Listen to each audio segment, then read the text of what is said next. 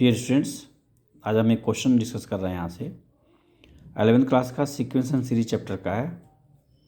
Question है 150 workers were engaged to finish a particular job in certain number of days.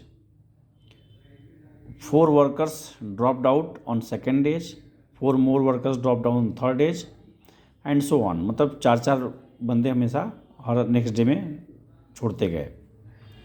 इस तरह से it took 8 more days to finish the job. 8 more days का मतलब ये हुआ कि जितने दिन में काम ख़त्म करना था उससे 8 दिन ज़्यादा काम लग गया। तो find the number of days in which work was completed. आपको पता करना है, हमको फाइंड आउट करनी है कि कितने दिन में काम ख़त्म हुआ है। क्लियर? ओके, बहुत अच्छा क्वेश्चन है ये। तो हम एज्यूम कर लेते हैं कि एन डेज में काम फिनिश हो गया। Let the work was completed in n days। It means अच्छा, n डेज में काम ख़त्म हुआ है। अगर वर्कर जो है ड्रॉप आउट नहीं होते तो कितने दिन में काम ख़त्म होता?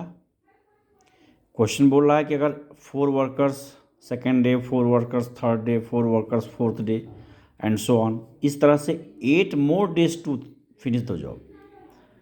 8 दिन ज़्यादा लग गया। ठीक, इट मीन्स अगर वर्कर काम नहीं छोड़ते तो कितना दिन लगता? इसका मतलब n-8 डेज में काम फिनिश हो जाता। क्लियर है? तो अगर फर्स्ट डे वर्कर काम किए 150, सेकेंड डे काम किए 146, थर्ड डे 142, इस तरह से हमारा n डेज लग गया है। अगर वर्कर काम नहीं छोड़ते तो अगर 150 first day, 150 second day, 150 third day, तो हमारे पास कितना टाइम लगता? n-8 days. तो अकॉर्डिंग टू वर्क अगर देखा जाए तो इन सबका वर्क मिला के और ये वर्क बराबर हुआ। अकॉर्डिंग टू वर्क 150 बंदे फर्स्ट डे काम किए हैं, 146 सेकेंड डे काम किए हैं, थर्ड 142 डेज, इस तरह से n डेज काम होता रहा। तो ये भी पर्टिकुलर जॉब फिनिश हो गया इतने दिन में, ये भी वर्क फिनिश हो गया। तो अकॉर्डिंग टू वर्क दोनों वैल्यू क्या हो गई?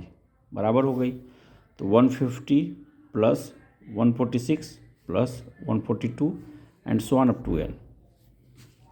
ये लाइन समझना बहुत जरूरी है, इसके बाद समझ में आ रही नहीं आ रही है। अकॉर्डिंग टू क्वेश्चन अगर n डेज हमने एज्यूम किया है कि ड्रॉप आउट होने के कारण जो हमारा काम फिनिश हो रहा है वो n डेज में हो रहा है। अगर ड्रॉप आउट नहीं होता तो जितना दिन लग रहा है उससे 8 दिन कम लगता। कितना दिन लगता? n-8 डेज लगता।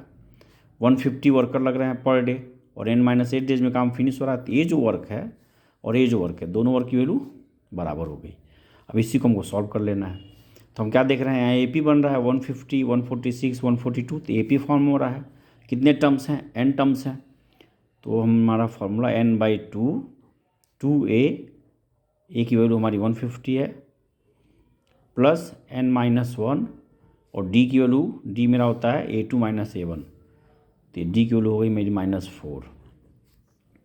और इसमें भी आप लिख सकते हैं। तो 150 इसको एज इट इज़ अभी रहने देते हैं, बाद में देखेंगे एक्सपेंड करेंगे कि नहीं। n/2 ये मेरा हो गया 300 - 4n + 4 और ये वैल्यू मेरी हो गई 150 n-8।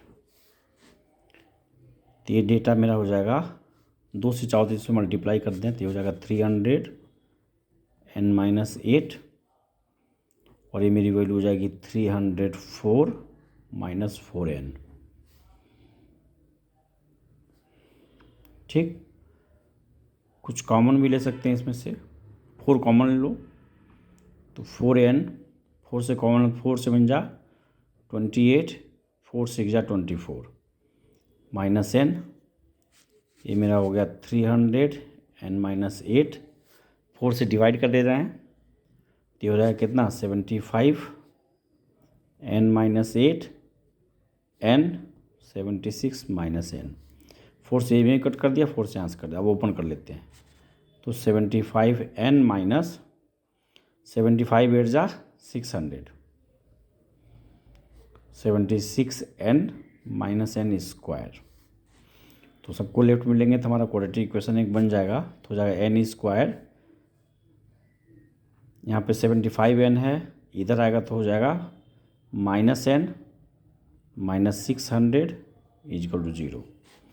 क्वाड्रेटिक फार्मूला लगा लो तो n is equal to minus b, formula होता है ना x is equal to minus b under root b square minus 4ac whole divided by 2a। तो b मेरा b की जगह है -1, अब फार्मूले में माइनस है तो मेरा, चलो मैं भी लिख रहा हूँ, इसे +1 हो जाएगा under root plus minus b square, तो 1 हो जाएगा -4, a की वैल्यू 1 है और c की वैल्यू है -600 डिवाइडेड बाई 2a, a की वैल्यू 1 है। तो n इज इक्वल टू हो गया माइनस और माइनस से +1 हो जाएगा, प्लस माइनस 1, यहाँ माइनस तो भी प्लस हो जाएगा, तो हो जाएगा 2400 होल डिवाइडेड बाई 2। तो 1 प्लस माइनस जोड़ेंगे तो हो जाएगा अंडर रूट 2401। तो n इज इक्वल टू 2401 होता है, 2401 का स्क्वायर रूट करेंगे तो हो जाएगा 49। तो 1 प्लस माइनस 49/2। तो n की value 1 plus 49 minus 2 that is 50/2, that is मेरी हो गई 25। अभी हमने यहाँ पे प्लस वैल्यू लिया है, माइनस हम इसलिए नहीं लेंगे कि n is equal to 1 minus 49/2 तो हो जाएगा -48/2। n की वैल्यू हो जाएगी -24। n क्या है, नंबर ऑफ डेज निगेटिव है, इसलिए एक्सेप्टेबल नहीं होगा। तो n हमने एज्यूम किया था कि अगर सारे वर्कर इस तरह से छोड़ते छोड़ते ड्रॉप आउट होते गए तो कितने डेज में काम खत्म हो गया होगा। तो हमने एज्यूम किया कि n डेज में काम खत्म होगा, इट मीन्स 25 डेज में काम खत्म होगा। तो हमारा क्वेश्चन में यही था कि कितने दिन में काम, इन विच आपको पता, find the number of days in which work was completed. तो we have consider that work was completed in n days, तो we have got answer 25 days. अगर ड्रॉप आउट नहीं होता तो कितने दिन में वर्क कंप्लीट होता, n-8, मतलब 17 डेज में काम खत्म हो जाता। तो एक अच्छा एक क्वेश्चन है वो एग्जाम पॉइंट ऑफ व्यू से। कुछ डाउट है तो आप लोग कमेंट कर सकते हैं।